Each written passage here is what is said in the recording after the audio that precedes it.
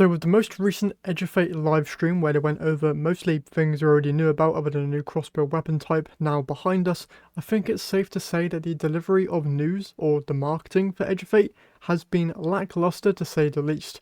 Overall, I feel that most of us had different expectations going into these reveals, which to be honest isn't our fault because it's an expansion reveal.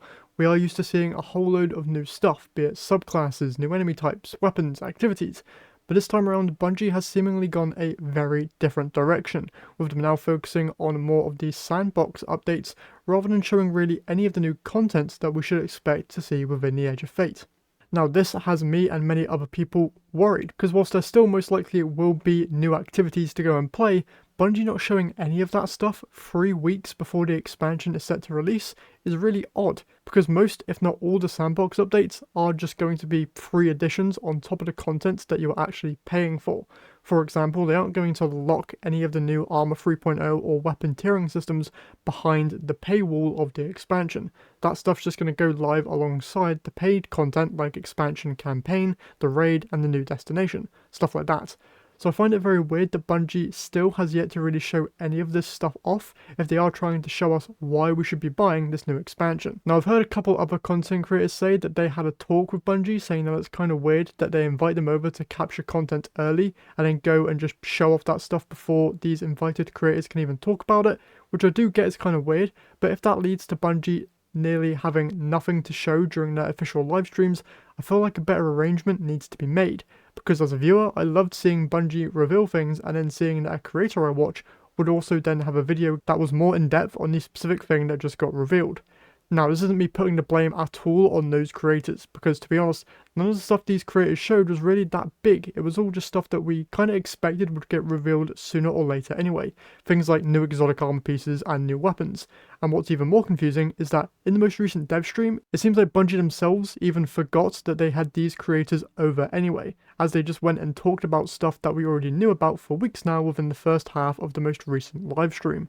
So I personally feel that what would have been better would have been for Bungie during the stream to instead maybe show off what's going on with the new destination. Yes, we already know that there's Metroidvania inspired secrets, but surely that's not everything this destination has to offer, right? Surely there's some kind of new activity that they could have shown off at the very least, or a new play space that would have been interesting to see, rather than, showing the new crossbow inside of a returning seasonal activity. Like, none of this is making sense to me. This expansion is literally the best time that new players have ever had to jump into the game. It's meant to be a new starting point.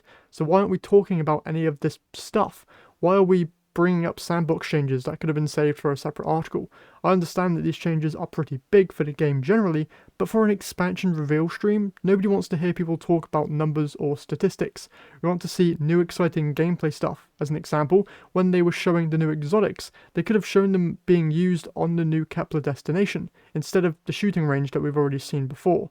I'm not saying that the shooting range isn't a good place to show this kind of stuff, but if I wanted to know the nitty-gritty details of these exotics, I'd much rather go and look that up myself via a YouTube video instead of being shown it during Bungie's official streams.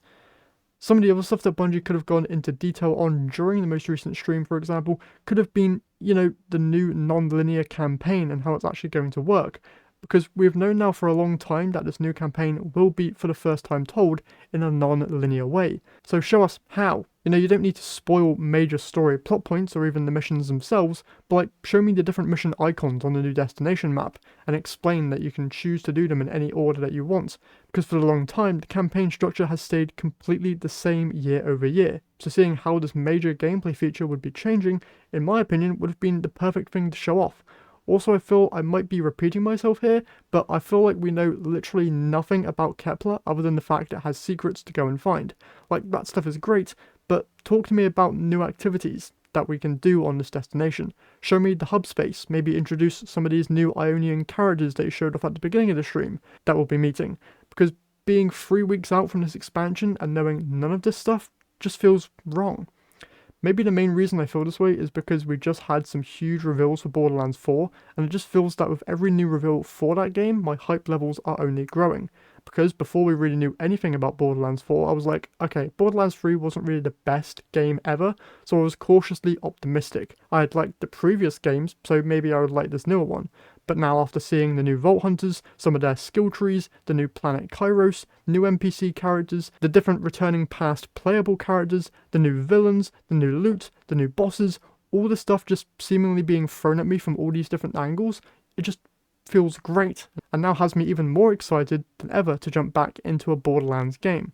But if Gearbox came out and instead showed me the intricate details of how loot is changing or how Vault Hunter skill trees worked, I think I'd be low-key bored out of my mind.